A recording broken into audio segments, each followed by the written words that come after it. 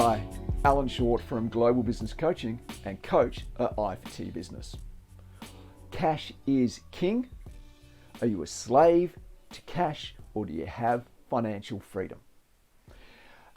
Cash management and financial management is one of the most important skills you need to know as a business owner, because if you don't, your business can and will probably fail. Now, it's not just me telling you this. There's lots of independent studies, and here are a few.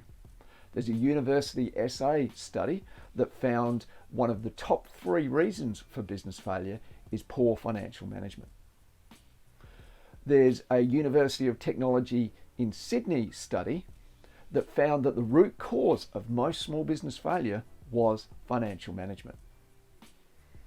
And the Bank of Queensland says that their number 3 reason why businesses fail is a lack of capital, so a lack of having enough money in your business. And the number 4 reason is poor financial management. So there's a lot of independent studies that says financial management is critical to keeping your business going. So how do you know if your business is at financial risk of management? The first way to know is really simple. If you are struggling to pay the bills or your payroll or the tax bill when it comes in because you don't have enough money in your business bank account, you're at financial risk of failure. But there is a second, more subtle reason. If you aren't paying yourself above market rates for what you do, then you're at risk of your business failing. You're just stalling the inevitable. You're putting it off. You're becoming a slave to your business. You're working for below market rate, sometimes even below minimum wages. Sometimes you're working for free. If you're doing that, then your business is at financial risk of failure. So, what are my top 5 tips to make sure that your business doesn't fail due to money? Number 1 is have a budget. Sounds really boring, but if you don't know what your costs are and you don't know what your sales are to cover those costs, then you don't know how your business is really operating. It's like going to a new city and traveling around without a map. You're unlikely to get to your end destination. But just having a budget isn't enough. You've then got to compare what you're doing with your budget to know where you are at any point in time. Again, if we look at our map in a new city, it's great to have a map, but if you don't know where you are on it and where you want to go, that map is next to useless. The next thing is understanding what you're looking at. Sure, you can print a profit and loss statement off of your financial thing, whether it's Xero, MYOB or QuickBooks, whatever your financial program is. You can print that off, but do you know what you're looking at? Is it a cash statement or is it an accrual accounting statement? Because there's a big difference. A cash statement is about when the money comes into your account and when it goes out of your account. That's cash flow. Accrual accounting is when you send the invoice and when you then purchase things through a purchase order. It's got nothing to do with the cash going in and out of your business. It's just the transactions that are occurring. You need to know which one of those you're looking at, because you can be making profit in one and a loss in the other. Pay yourself first. Now, this sounds really counterintuitive because as most business owners, we pay ourselves last. We pay our team, we pay our suppliers, and then what's left over we pay ourselves with. But in his book, Profit First, Mike Michalowicz talks about this strategy of setting up a number of accounts. You set up profit, you set up wages, you set up tax, and then you set up an operational account. Now, if you're paying a lot of contractors or a lot of suppliers make up a lot of what you do, then replace that operations one, add in a contractors one.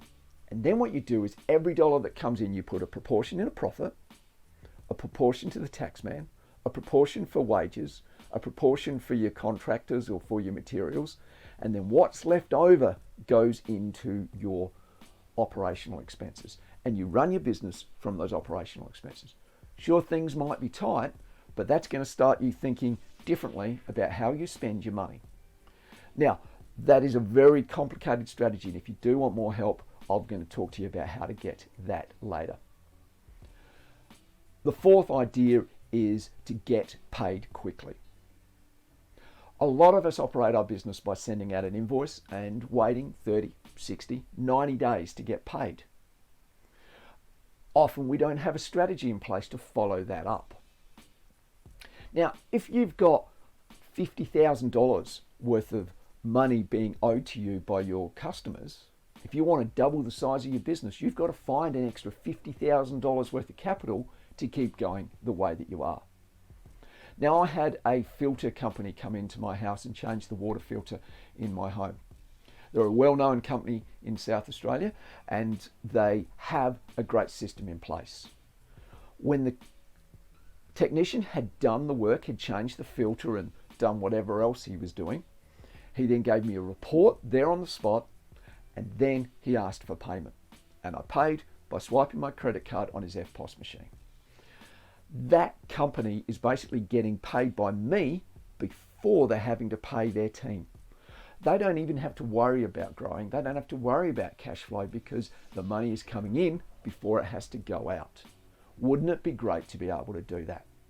Now, you can do that. It just means you've got to think differently. You've got to think, how can you invoice when you finish the job immediately? Or are you waiting weeks to send out an invoice or a month to send out an invoice? Send it out straight away. And programs like i4T Business enable you to do that when you finish the job. And get paid quickly. Carry an EFTPOS machine, or again, the software i4T Business allows you to link that up to your bank and to third-party providers so that you can take credit card payment there and then on the spot. All of a sudden, instead of waiting 30, 60, 90 days to get paid, you're now getting paid immediately before you're having to pay your suppliers and pay your team. All of a sudden, cash flow no longer becomes a problem. Now, my number 5 tip is to get help. We are trained as technicians or tradespeople. If we're a plumber, we do our 4-year apprenticeship to be trained how to be a plumber. But how much time have you spent learning how to run the money in your business? For most of us, it's not something that we're interested in. It's something we have to do. So I really encourage you to go out and get some training. You can do a short course, which is great. It really allows you to go really deep into understanding your financials. But who has time for that? Not a lot of us. You can talk to your accountant, and they are a fantastic resource. But often they use a lot of jargon, and they're hard for you to understand the questions to ask them and what they're telling you back. The third option is to get a business coach. A business coach can help really focus in on what gaps you have in your knowledge and how to inform you and give you that extra bit of knowledge that you need to span that gap. You don't need to know everything that an accountant knows, but you do need to know some of the language and some of the important things. So I hope that's been helpful. Like and subscribe, and let other people share in the knowledge. Till next time, bye.